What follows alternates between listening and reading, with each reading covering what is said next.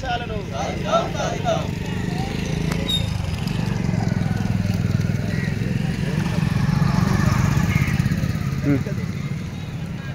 సాధిస్తాం చాకలేల ఆశయాలను సాధిస్తాం చాకలేల ఆశయాలను సాధిస్తాం చాకలేల ఆశయాలను పోరాడదాం దొరలకు వ్యతిరేకంగా పోరాడదాం భూస్వాముల దొరలకు వ్యతిరేకంగా సాధిస్తాం చాకలేల ఆశయాలను సాధిస్తాం చాకలేల ఆశయాలను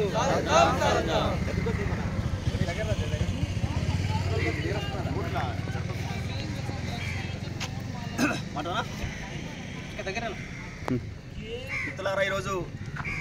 వికారాబాద్ జిల్లా యాలల మండల కేంద్రంలో ప్రజా సంఘాల ఆధ్వర్యంలో చాకల ఐలమ్మ గారి యొక్క వీరవనిత చిట్యాల ఐలమ్మ, అక్షరం పేరు చిట్యాల ఐలమ్మ.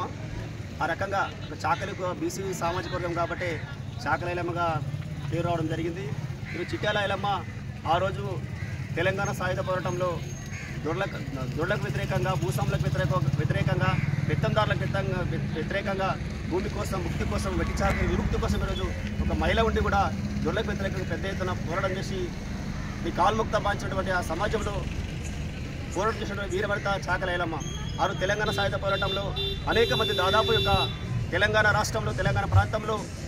దాదాపు 3000 ఎకరాల భూమి పంచిన ఘనత రోజు చాకల ఐలమ్మతో స్టార్ట్ కావడం జరిగింది. ఈ రకంగా అనేక మందిలో 10 లక్షల భూములు వచ్చిన చరిత్ర ఈరోజు ఈ యొక్క చాకల ఐలమ్మ కానీ, దొడ్డి కొమర కానీ ఈ రకంగా తెలంగాణ సాయుధ పోరాటంలో అనేక మంది అమరుల యొక్క త్యాగాల వల్ల ఈరోజు మన తెలంగాణ రాష్ట్రం మనము దక్కించుకోవడం జరిగింది. ఆ రోజులలో